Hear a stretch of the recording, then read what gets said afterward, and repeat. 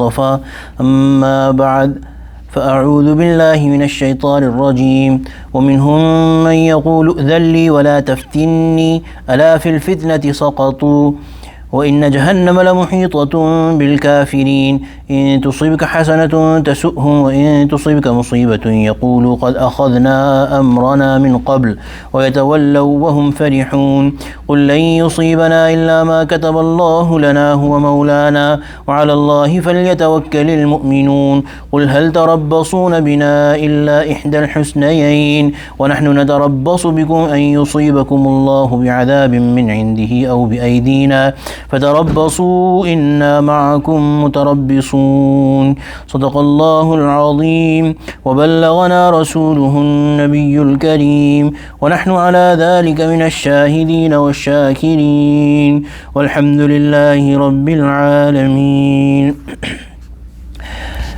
Surah Taubah, the discussion about the munafiqeen, the hypocrites, is going on in the background of the Battle of Tabuk. وَمِنْهُمْ مَنْ يَقُولُ ائذن لي وَلَا تَفْتِنِّي, and among them there is that one who says, give me permission to stay behind, وَلَا تَفْتِنِّي, and do not put me in fitna, do not put me in a challenge. So this refers to Jad ibn Qais, who was a young man who came to the Prophet ﷺ before the army was leaving for Tabuk, and he said that I am a young man, and the Roman Christians, if I go there I will, because of their women and everything, there's chance that I will put myself into challenge. Ala fil fitnati saqatu. Know it fully well. Look, they have put themselves, they have already fallen into fitna, into ordeal. Wa inna jahannama la muhitatun bil kafirin, and certainly Jahannam has the disbelievers encircled. So the problem with this excuse was that there is a ruling. When something is farz, when something is mandatory, as leaving for jihad in this situation was farz, some probable harm is not given value in comparison to the command of Allah subhanahu wa ta'ala.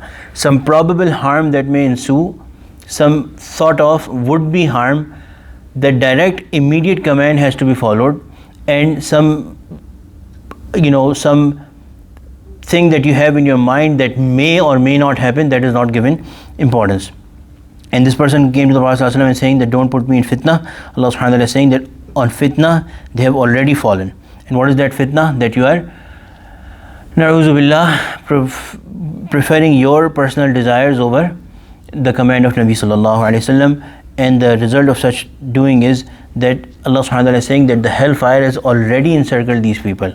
So they are already in the circle of Jahannam. In tusibka hasanatun tasu'hum.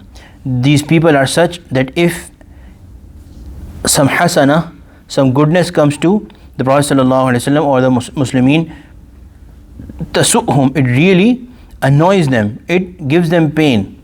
وَإِن تُصِبْكَ مُصِيبَةٌ, and if a hardship befalls you, يَقُولُوا, they say, قَدْ أَخَذْنَا أَمْرَنَا مِنْ قَبْلِ, we had already taken care of our affair, our problem. So basically, وَيَتَوَلَّوْا, and they go their way, وَهُمْ فَرِحُونَ, happily. So this is the way of the people who are on the outskirts and trying to taunt Muslims, that although visibly they are portraying themselves that we are part of you and we are your friends and we are among the Muslims, but their true state of the heart becomes very apparent when some goodness comes to Muslims. For example, they go to battle and they become successful, then deep down in their heart, these people, they are really annoyed by it, they are really pained by it, and that also is expressed through what they are doing. And when, na'udhu billah, may Allah protect everyone, but if a hardship befalls Muslims, something apparently goes wrong, they become very happy that we already knew this, we already said this, we already had taken care of our affair, so we did not become part of your army or we did not join you, so they turn back very happily. قُلْ لَن يُصِيبَنَا, Allah subhanahu wa ta'ala is giving a principle. Say to them, لَن يُصِيبَنَا إِلَّا مَا كَتَبَ اللَّهُ لَنَا, nothing befalls us, nothing comes to us except that which our Allah has written for us. Huwa Maulana, He is our caretaker, He is our master. So this is a very important lesson for every Muslim to learn, that apparently things may go wrong, things may not work our way, but everything that befalls us that is by the command and will of Allah subhanahu wa ta'ala, and Allah subhanahu wa ta'ala is our Mawla. Allah subhanahu wa ta'ala is our caretaker. Allah subhanahu wa ta'ala loves us better, more than any parent can love their child.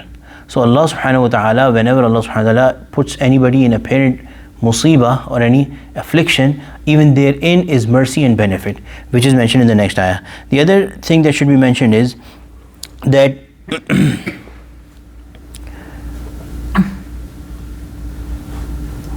whatever happens by the will of Allah. This brings us to the discussion of taqdeer and tawakkul. That what is taqdeer, which is predestiny, everything is predestined and written, and what is tawakkul, reliance on Allah subhanahu wa ta'ala, and what is us making our effort. So there's two extremes of people. There's one extreme that become religionless, that everything is in our hands, destiny is nothing, we will get what we do. The other extreme is of those people who would like to sit down and hide their inaction and laziness behind the concept of taqdeer, that everything is predestined, so we don't really need to do anything, whatever is written will happen. The true understanding is that we learn from the life of the Prophet ﷺ, where the Prophet ﷺ did his best to achieve the outcome that he would like, whatever in terms of means he could do. So if he has an army coming, or if he fears that an army is going to attack Medina, he would prepare an army and he would go out to fight them, as the example of Tabuk, Badr, Uhud, all, there's so many examples. Similarly, to propagate Islam, whatever he had to do, he wrote letters to kings of the world, he prepared armies, he advanced to Makkah. So all of these things the Prophet ﷺ did. But tawakkul, or reliance on Allah, in Allah, placing your trust in Allah, is training your vision, training your focus. All that you are doing, with all that you are doing, your vision should be focused on Allah subhanahu wa ta'ala. That even in the things that I am doing, the effect will be placed by Allah subhanahu wa ta'ala. So the right way to do things is that one tries their best in terms of means and places their trust in Allah subhanahu wa ta'ala. That I will do what I can, what has been given under my control, in deen and in dunya. This rule applies to everywhere, that you do what you have been given control over, and then leave the rest to Allah subhanahu wa ta'ala, rely on Allah subhanahu wa ta'ala.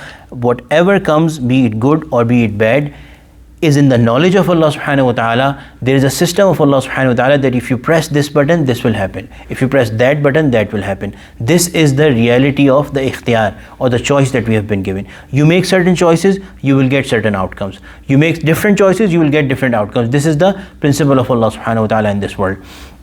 Our Hazrat used to explain it as, there is a software in your cell phone. It is working. You can use that system to get good things, and you can use that system to get bad things. There is a system made by Allah subhanahu wa ta'ala. You do certain things, you will get the outcome. So therefore, predestined things are predestined, but effort chooses what destiny, effort selects what destiny we are going to get. The effort that we make, our trust should remain in Allah subhanahu wa ta'ala, that with our effort, Allah is going to give us that destiny which is written for us. So this is the brief summary of this affair. In all walks of life, in all matters of deen and dunya, the sunnah of the Prophet ﷺ is our best guide. What the Prophet ﷺ did, we will do. Another example that is written is famous saying of Persian saying, that tawakkul is not, reliance on Allah subhanahu wa ta'ala is not that you leave your camel open, that Allah will protect it, but you first tie it, secure it, and then trust in Allah subhanahu wa ta'ala that somebody will not steal it, or it will not break the rope and go away itself. But you have to do what is needed. Then وَعَلَى اللَّهِ فَلْيَتَوَكَّلِ الْمُؤْمِنُونَ, upon Allah the believers place their trust in. قُلْ هَلْ تَرَبَّصُونَ بِنَا إِلَّا إِحْدَى الْحُسْنَيَيْنِ, say to them that what are you expecting for us? Is nothing illa ihdal husnayn, one of the two goodnesses. So everything is a goodness for a believer, as long as they believe in Allah subhanahu wa ta'ala, as long as they do what they are supposed to do. Even hard times have a secret good in them. So Allah subhanahu wa ta'ala is telling that tell these munafiqeen that what you think is a hardship or a bad outcome for us, which you keep on waiting for, that some hardship befalls on us, you keep on waiting for only one of the two goodnesses to fall upon us. It's in reality a goodness. إِحْدَى الْحُسْنَيَيْنِ, one of the two goodnesses. وَنَحْنُ نَتَرَبَّصُ بِكُمْ أَن يُصِيبَكُمُ اللَّهُ بِعَذَابٍ مِّنْ عِنْدِهِ. And what are we waiting for you? We are waiting that Allah afflicts you with His azab directly, min indi aw bi aydina, or at our hands. Allah punishes you either directly. So in the case of a non-believer or a munafiq or a hypocrite, even goodness is badness, and for a Muslim even a hard time is a good time. That Allah subhanahu wa ta'ala, through a hard time, through challenges, Allah subhanahu wa ta'ala trains the Muslims, the hearts of Muslims. They get tender, they get humble. Any shade of arrogance that might start being produced in the hearts of believers because of constant good times goes away. They connect with their Allah subhanahu wa ta'ala. They increase further in their status and in their love for Allah subhanahu wa ta'ala in hard times. So hard times are also in reality a goodness. Plus, for suffering even the tiniest hardship, the Prophet ﷺ has said that if a Muslim looks for one thing in their pocket and do not find it, and they have to look for that thing in the other pocket, even for this little bit of a struggle, a Muslim gets a reward from Allah subhanahu wa ta'ala. So that the hardships, all of them that befall a believer, they are in reality a goodness, training, reward from Allah subhanahu wa ta'ala. But what about the non-believers? Tell them that we keep on waiting for only one outcome that is destined for you, which is the azab of Allah subhanahu wa ta'ala, either directly from Allah subhanahu wa ta'ala, or you will be punished at our hands when your nifaq will become apparent, and we will be allowed to fight you and punish you. فَتَرَبَّصُوا إِنَّا مَعَكُمْ مُتَرَبِّصُونَ. So wait, of course, we are waiting with you. You are also waiting for something, we are also waiting for something, and the outcome will be apparent. ربنا تقبل منا إنك أنت السميع العليم وتب علينا إنك أنت التواب الرحيم. اللهم اجعلنا من أهل القرآن الذي أهلك وخاصتك. وصلى الله تعالى على خير خلقه سيدنا ومولانا محمد وعلى آله وصحبه أجمعين. آمين برحمتك يا أرحم الراحمين.